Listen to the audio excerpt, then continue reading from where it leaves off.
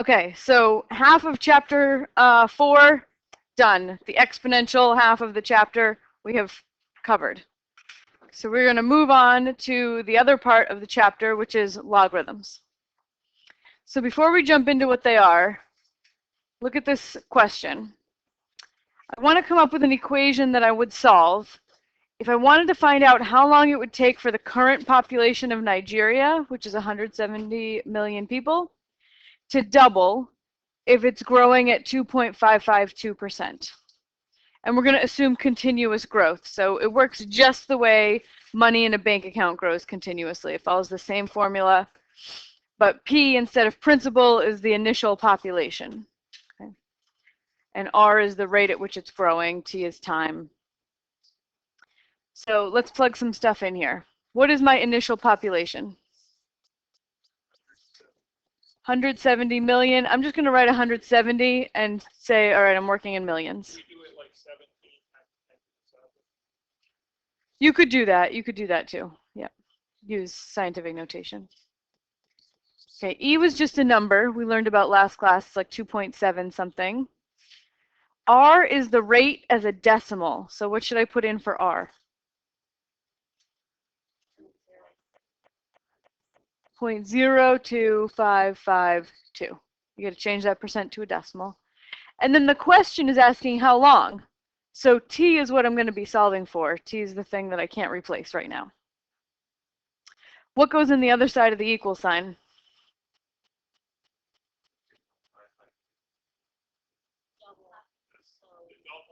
The doubled population. So if I start with 170, when it doubles, it would be 340 million. So I put 340 here. So this is the equation I want to solve. How do I go about solving this? Just like we did in the last class. Right.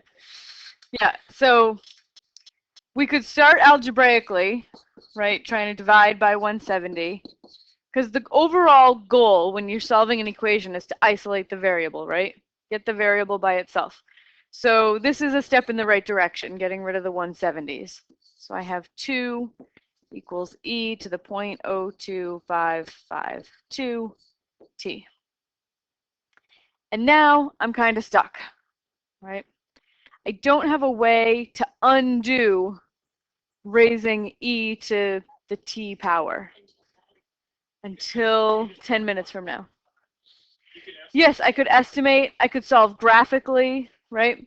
So at this point, I do not have an algebraic tool to undo this. Is that how it's going to be in that form and then you using this? Yes. Yep. Kind of a clue, though, because B is pretty close to 2. Mm-hmm. It's going to be T times that is going to have to be just a little bit up. Oh, I see. Yeah. Yep. So you can ballpark it using some number sense. That's good. Just going to remind you how to solve things graphically because it's a really good tool to have if you're, say, taking a final exam and you forget how to solve something. You can always fall back on your graphing calculator and have it solve it for you. You might not get totally full credit, but you will get more than nothing. So if I want to solve this original equation, we put the left side in y1 and the right side in y2. And I get 340 for y1, 170 e to the 0.02552. And I use x because I don't have a t variable button. Then I have to choose a good window. T is representing time, right? Time for the population of Nigeria to double. So this has to be like kind of a ballpark estimate based on your knowledge of the world. How long do you think it'll take the population of a country to double in size?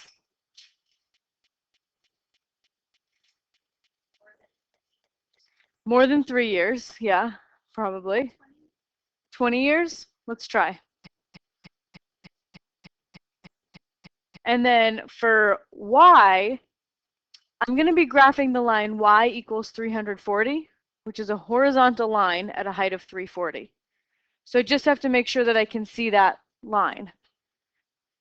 So I could do 330 to 350, just to make sure I see that horizontal line, and graph.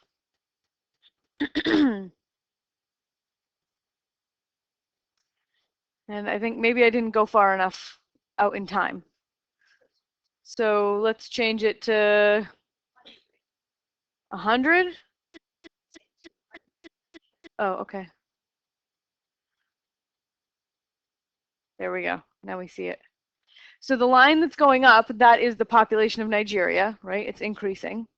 And the horizontal line is 340 million. I want to know when those two things are equal. The population of the country and 340 million. Second calc, choose intersect, and then just enter, enter, enter. And we get t is about 27.16 years.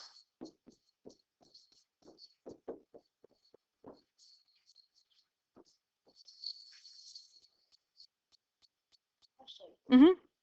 What? I don't remember his name. What was he just saying about it equaling 1? Wayne was saying, he was saying that E is like about approximately 2.7.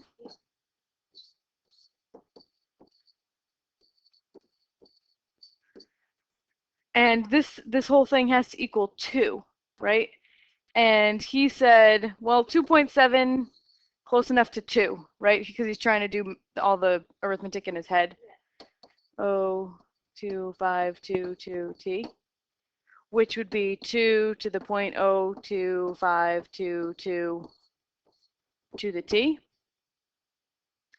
And if this thing has to equal 2, then this product has to be 1. So you get 2 to the first. I was like trying to get how the 27. Oh, it doesn't equal 1. It's the exponent that has to equal 1. Yeah. The exponent would have to be about 1 because 2.7 is about 2. This is very, very rough, just if you're doing it without a calculator. Let's see what happens if I do that. I just want to see how close it comes. If I do 1 divided by 0.02552, oops, yeah, that's right. It's 39 years. It's off, but it's not off by, you know, a magnitude of 10 or anything.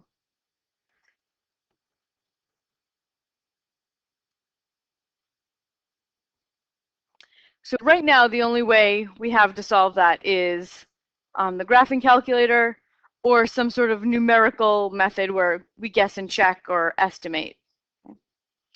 So we're going to develop an algebraic tool needed to do this called liftoff.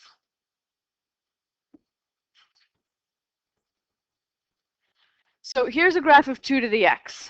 F of x equals 2 to the x. How do you know that it has an inverse?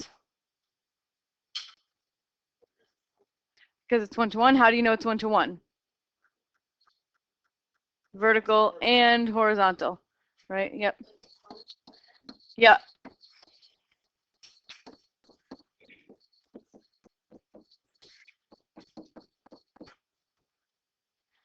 Yes, if it passes the vertical line test, you know it's a function.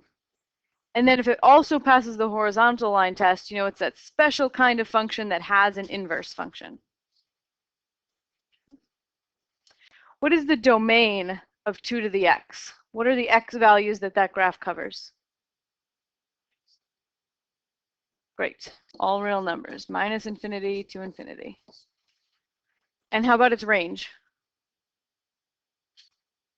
Well, 0 to infinity are the y values that that graph covers, not including 0 because it never actually gets down to the x-axis.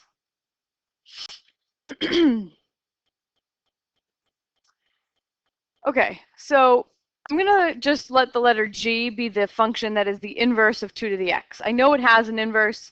I don't know its formula, but I'm going to let g represent its inverse. G of x will be the inverse of f of x. So if f of 3 is 2 cubed, g of what is what? G of 2 cubed. Yeah, great. G of 2 cubed is 3. Can you explain what you did there? Why you did it? Well, because the inverse function for x and y. Yes, the inverse function is the function where the x's and y's switch. So the input becomes an output. The 3 was an input in f, and now it's an output for g. And the 2 cubed was an output for f, and it's now an input for g. So they switch. So if f of 5 equals 2 to the 5th, g of what equals what? 2 to the 5th equals 5. Good. And what is f of negative 4 equal to?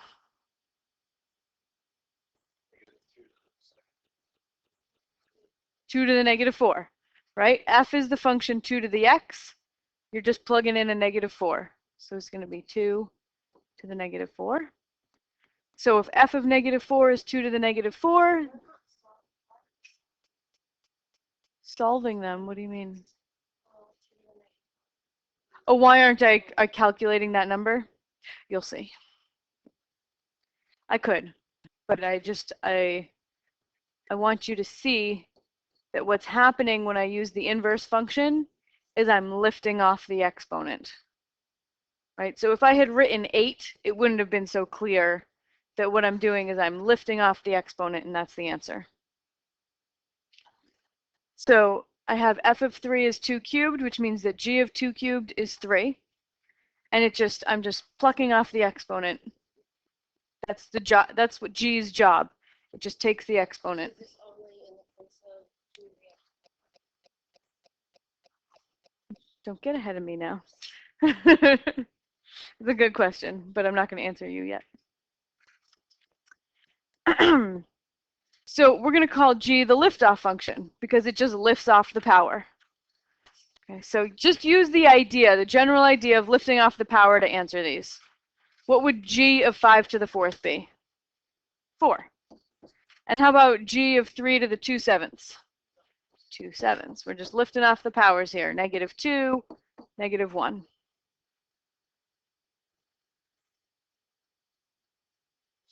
So what would g of 9 be then?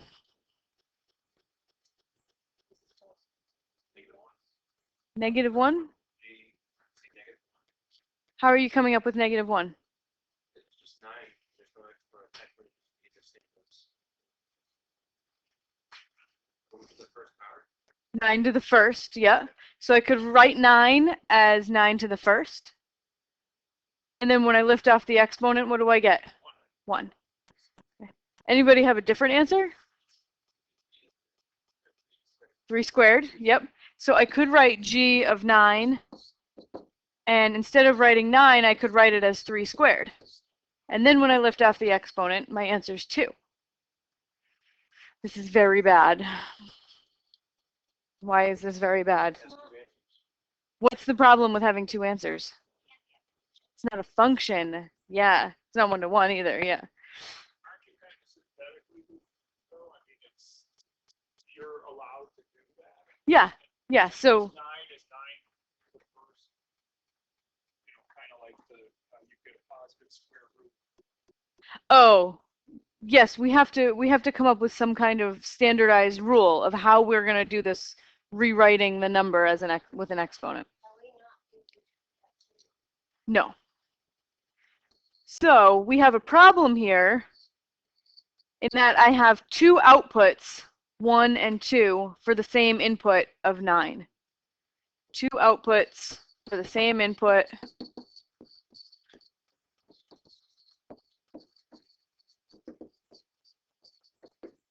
Means that g is not a function. Right? So we have this problem, we got to solve it. I want to define g so that it is a function, because this whole class sort of sits on the idea of a function. It's all based on functions. So I want to adjust g just a little bit to make it work. So this example just highlights the problem even more, right? I could write 16 as 16 to the first, or 4 squared, or 2 to the fourth, or 1/2 to the negative fourth. And I have 4 different outputs now for the same input. So I'm just highlighting again, this is not a function. We have to fix this problem.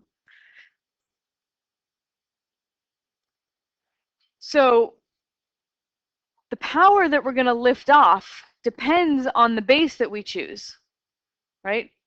So I had several choices for the 16. 16, 4, 2, 1/2. I have to decide which one I'm going to use, right? So to denote the base that I'm going to choose, to communicate what base we're using, I add a little subscript to the G. Little number down in the right-hand corner that tells me what base we're working in, what base you want to use to rewrite your number. So now, if I write G sub 2 of 16, I'm saying use a base of 2 to rewrite the 16 as a number with an exponent. My base is going to be 2, and my exponent would be 4, and now I lift off. And then in this case, in the middle one, I put a little subscript of 4. So that's telling me rewrite the 16 using an exponent with a base of 4. So this would be 4 squared, and I lift off and I get 2. And in the last one, I have a 1/2. I can rewrite 16 as 1/2 to the negative 4, and I lift off the exponent. So now, rather than having one function g, I have several different functions that we distinguish from each other based on the little subscript. Okay, so I've solved the problem of it not being a function by separating it out into lots of different functions. Yeah. I'm still getting the exponent. Oh, okay. So you have to ask yourself, okay, so for this one, they told me to use a base of 2. So they said, okay, 2 to what power would give me 16? And then you can do a little guess and check, right? No problem. No, we don't have, you have to have the subscript. Yeah. Yep, there's no implicit, implied exponent or base when there's no subscript. Hmm? There's no number that you can subscript.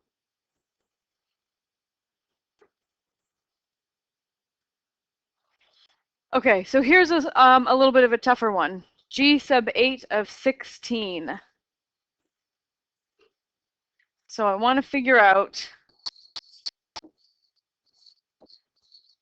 what G base 8 of 16 is. So that is, I want to write 16 as 8 to the something, right? So that I can just do my liftoff. Let's see. We're doing a little guess and check. So 16 to the 1/2, let's see, 8 to the 1/2. 8 to the 0.5. Nope, that's not 16. The cube root of 8 is 2. 4/3, okay. 8 to the 4/3 gives me 16. Yep. So how could I have come up with that 4/3 if I didn't cleverly recognize that the cube root of 8 is 2, and then when you raise that to the 4th, you get 16? How could I have figured out what power I should raise 8 to make 16? 8 to what power gives 16? How could I have solved this?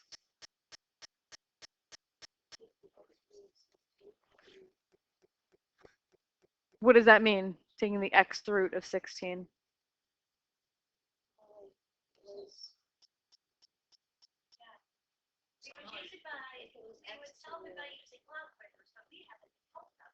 Right.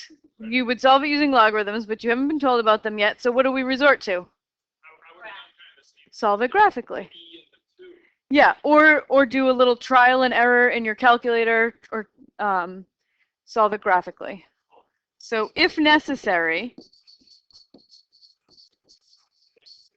you can solve this graphically.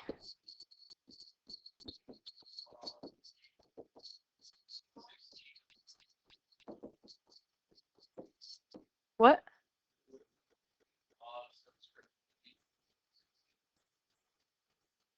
No.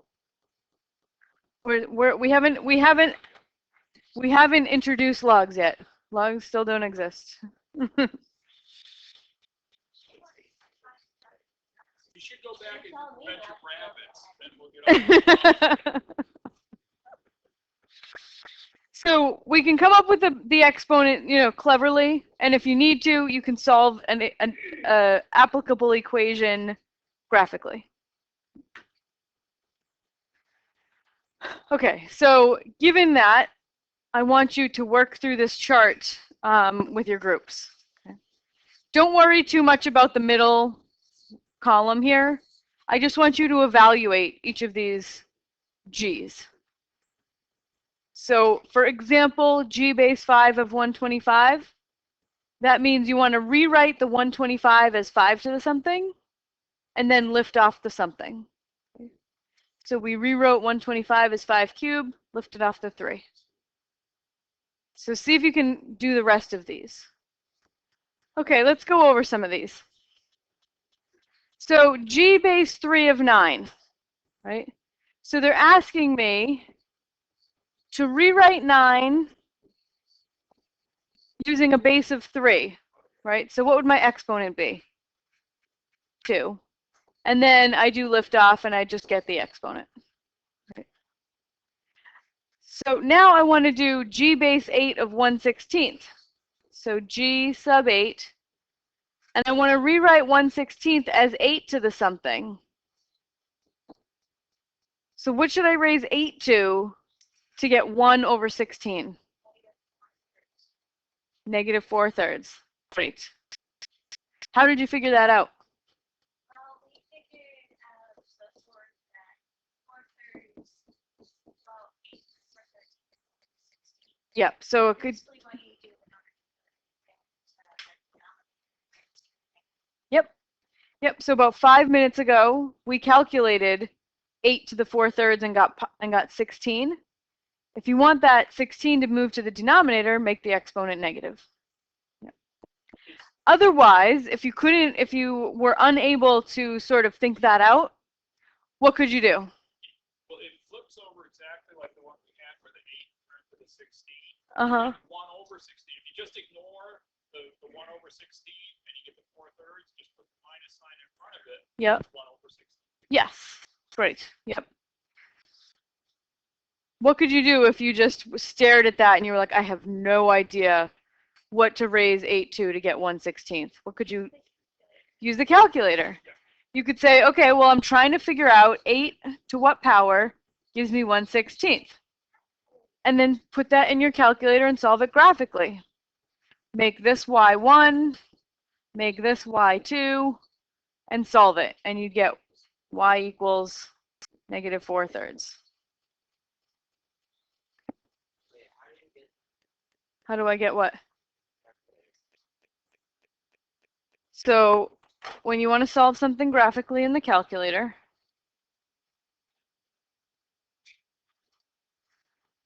go to y equals, and you want to put the left side of your equation in y1 and the right side in y2, right? So I'm going to put 8 to the x in y1 and 1/16 in y2. Then I have to choose a window that makes sense where I can see where these two things intersect. The x window is difficult because that's what we're solving for. We really don't know where it's going to be. So -5 to 5 or -10 to 10 is usually a good place to start.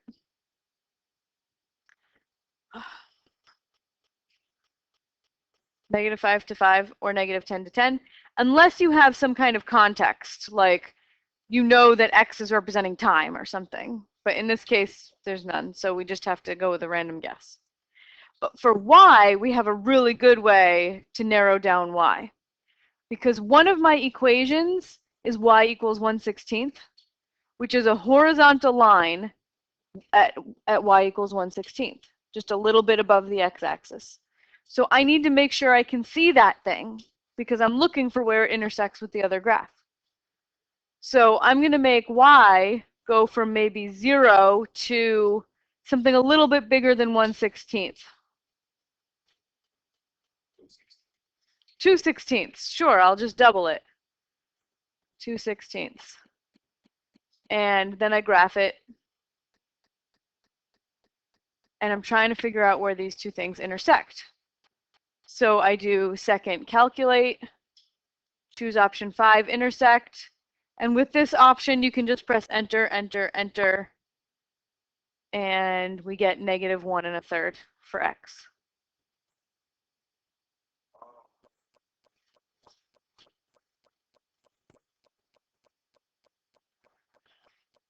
All right, so now I want to do g sub 10 of 0.001.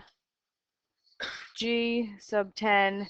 So I'm trying to write 0.001 as 10 to the something. So what exponent should I put on 10 to get 0.001? Negative 3. So that one, exponents of 10, we should be pretty familiar with, right? Just based on the fact that our whole number system is based on exponents of 10. But if you ever had, you had a brain freeze in the middle of a test, you could still solve for it graphically. You could go, oh my gosh, okay, I'm trying to figure out 10 to what power, it gives me 0.001. Put it in your calculator, solve it graphically. And you get y is negative 3. All right, so let's look at g sub 4 of 1. So how can I rewrite 1 as 4 to a power? 4 to the 0, because anything to the 0 is 1. Okay, and then I lift off the exponent, I get 0. So g base b of x. So yeah, so g base b, I'm trying to rewrite x as b to the something, right? So I'm going to replace the x with a b to the y, and I lift off the exponent and I get y. So that means that x has to equal b to the y, right? I just replaced x with a b to the y. So this is the equation that I would solve if I didn't know what y to use. You can't put in y. Can't put in a y, what do you mean? Because you have above you, like, you show y equals negative 3. Mm-hmm. So Right, in this is a general case, yeah, so I can't come up with a number in this particular case. Is that what you're asking? Okay. I didn't know if we put a different variable. Right. No, I like y. Yeah. So this is the big discovery, okay, that we should see, is that this equation and this equation give you the exact same information, just like rearranged. Okay, it's kind of like writing 0.2 times a number or a number divided by 5, right? You're doing the exact same thing, just rearranging where the numbers go. So if I write g base b of x equals y, that means, or is it an equivalent statement to saying that x equals b to the y? They mean the same thing. Communicate the same information to you. Nope. This does not say b to the power of x equals y. This says that g of x equals y, And this little b signifies something else. It's not b to the x. What were you asking me? Answer the next problem. Answer the next problem. Where is it?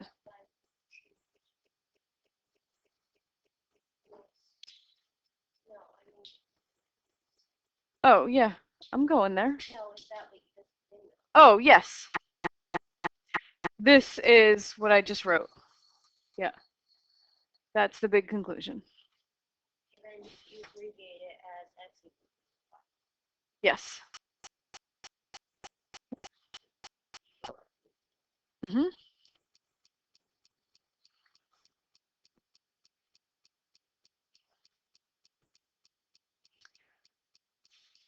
Now, G is a really common function name. We use it all the time. You know, when we get sick of F, we go to G, and we use it all the time. So rather than have it represent this special liftoff function, we're going to give it a different name, okay, so that we can save G for our homework and all the times that we need a random name for a function. So we're going to call it LOG for liftoff and the G that we were using. So we call it the liftoff function or log.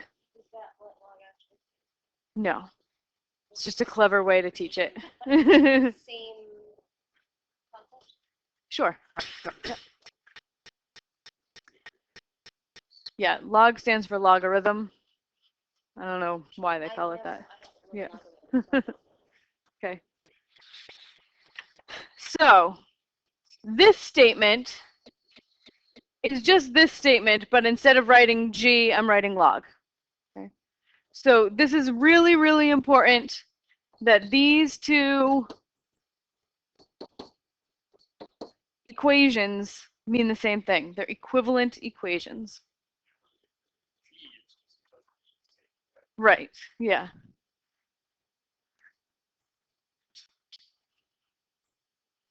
All right, so now that we have this log notation, we're going to evaluate some expressions, but just keep thinking liftoff. It's just the same thing we were doing before. So when I write log base 3 of 9, I'm asking you to rewrite the 9 with 3 as a base, so I would replace it with a 3 squared, and then liftoff.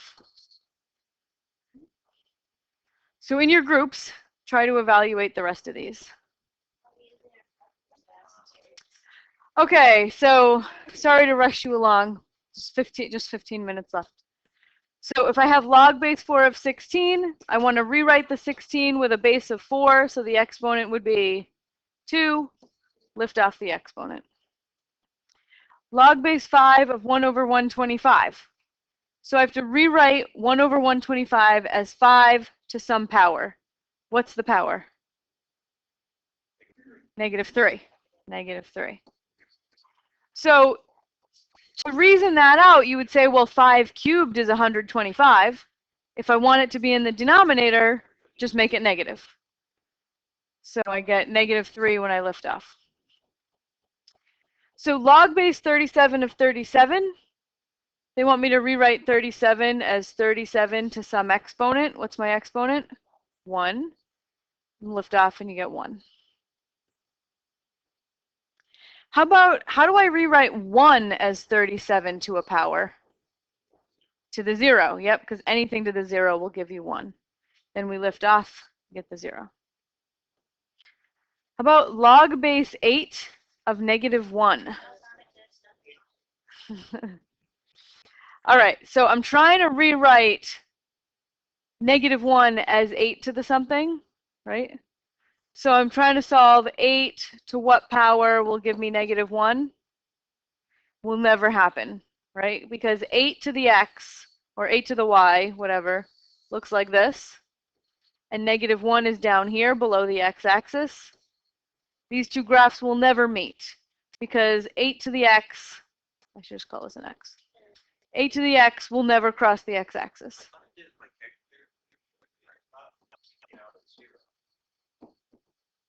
What came out as 0? The intersection? Yeah. Nope. Double check it. X to the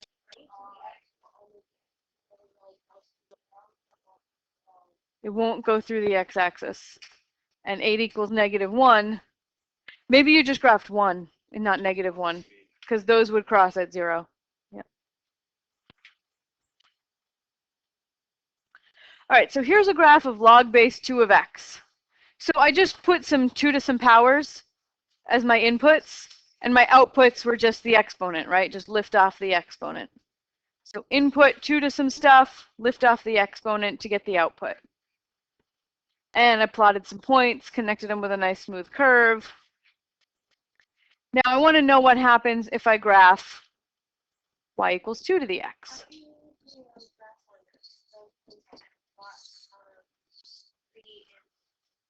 So 2 cubed is my input, which is 8. So that's x, which is 8. And then my output is 3, the exponent. So I have 8 comma 3, 4 comma 2. And I want to also graph 2 to the x.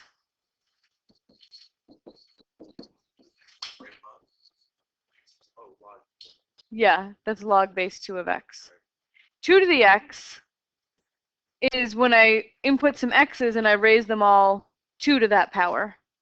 So I'm going to get 2 to the -3, which is negative, no, it's positive 1/8. Yeah. And 2 to the -2, which is a fourth. And 2 to the -1, which is a half. 2 to the 0 is 1.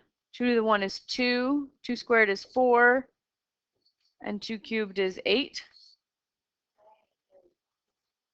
Okay. So, what is the, where's 1/8. -3? Where's the -3? Like, what is it? So these are just some random x values that I picked to plug into my function y equals 2 to the x. Okay, so our x is x, or the -3 is x. Yes. Yep.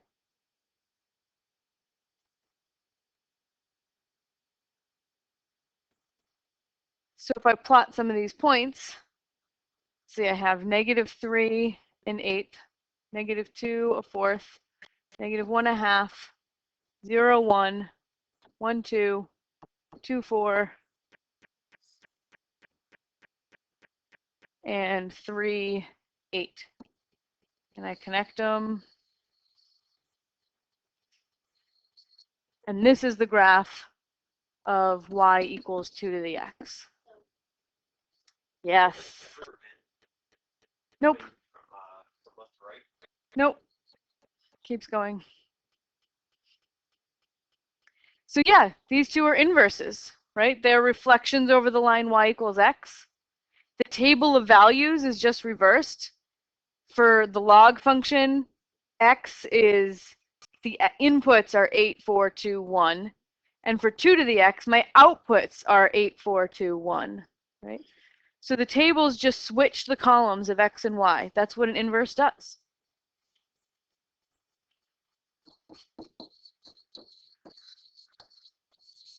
So these two functions are inverses. That means they undo each other. 2 to the x and log base 2 of x undo each other, just like multiplication and division undo each other. So you switch your base number. That's what I'm saying. You switch your base number.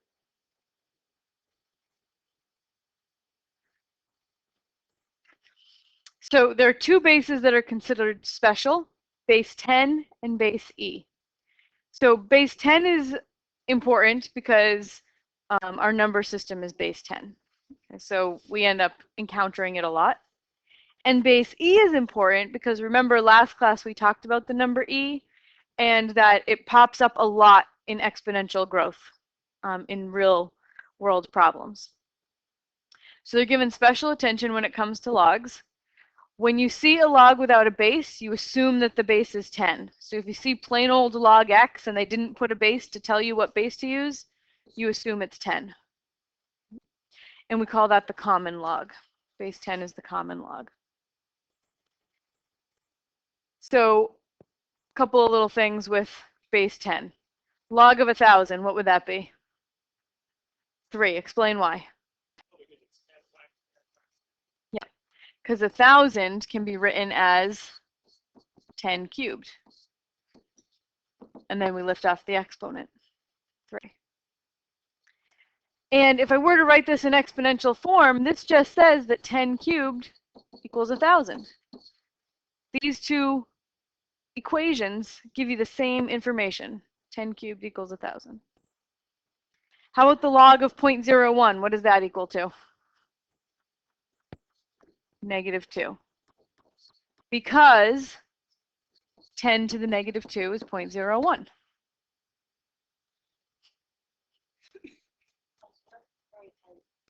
Yep, you can write little 10s because if there's no 10s, if there's no base, you assume it's a 10. Ah. How about log of 2? How can we figure that out? 2 to the 1 is just 2. Square root of 2. I want to know 10 to what power will give me 2. Graph it. Graph it. Yep. When you don't see a base, it's base 10. So 10 to what power will give me 2? Well, I'll graph it. Or when I'm dealing with one of my special bases, I have a calculator button. 4th button up on the left in your TI is the common log. And I get 0.301.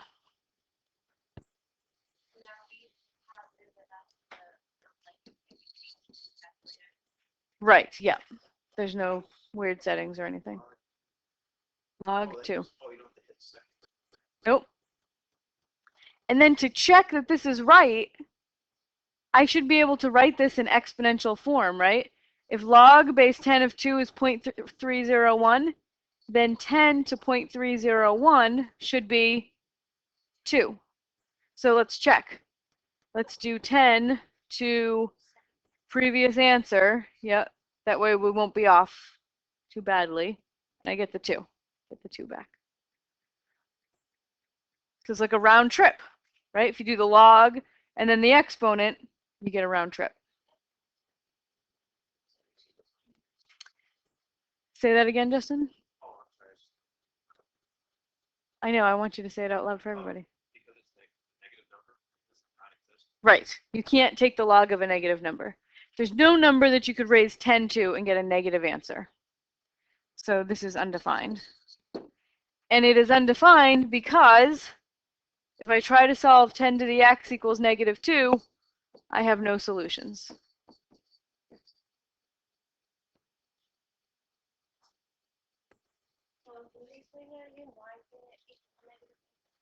Because the graph of 10 to the x looks like this.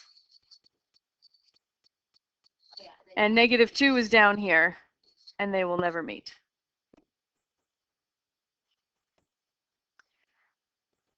So if I have log of x equals 1.8, how do I figure out what x is? You could graph it. You could graph it.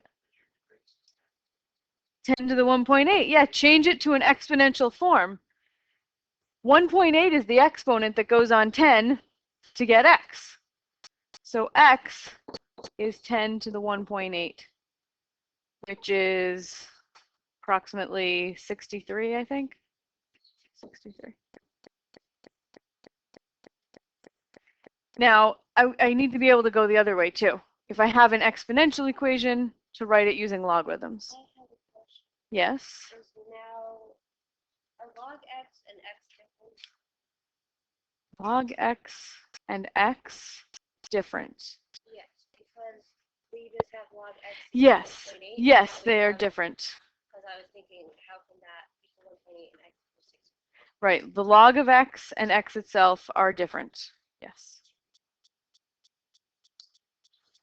All right. So if 10 squared equals 100, what's my log equation that expresses that same information? How do I write it using logs? Log of 100 equals what?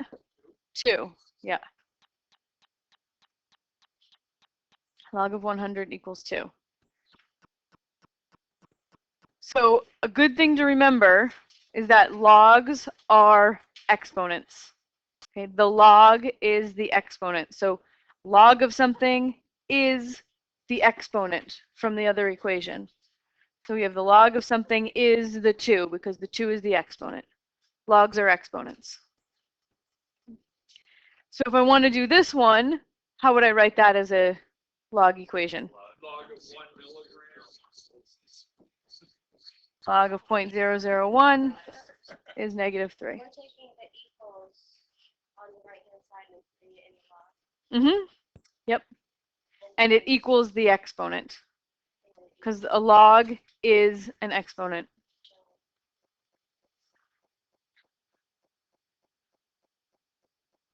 Is this where we get introduced to our friend Ella? Yes. Now we get to meet Ellen. Yes. Now this is log with a base of e is called the natural log, and we write it ln. Don't know why. You'd think it would be NL, right? Is it? Could very well be. I don't know. Oh, that makes sense because they do reverse the adjectives. They go, yeah. Interesting. All right, so let's see. We're looking for the ln of 1. That is log base e of 1. So I want to rewrite 1 using a base of e. So this is log, oops, base e of e to what power? The 0, right? Anything to the 0 will give me my 1. So I rewrote 1 as e to the 0. Then I do liftoff and I get the 0. My exponential form is just that e to the 0 equals 1. What's the ln of e squared?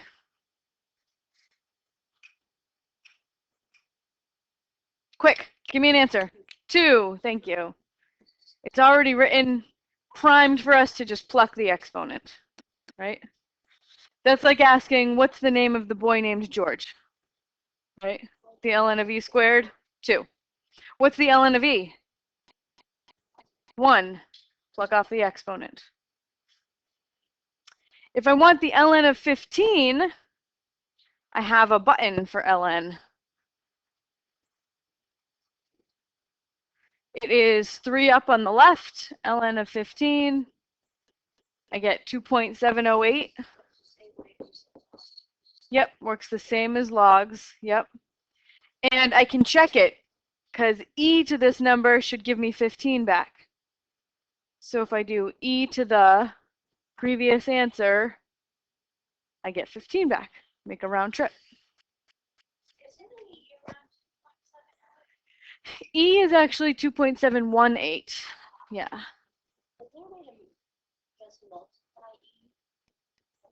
Just plain old e without the exponent.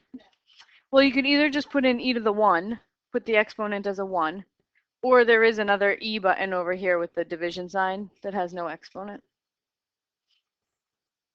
ln of -2, undefined. Can't take the ln, can't take a log of a negative number no matter what the base. And if I want to change e to the -1 equals 1 over e to a log form, it would be the ln of 1 over e equals what? -1 equals the exponent. Great.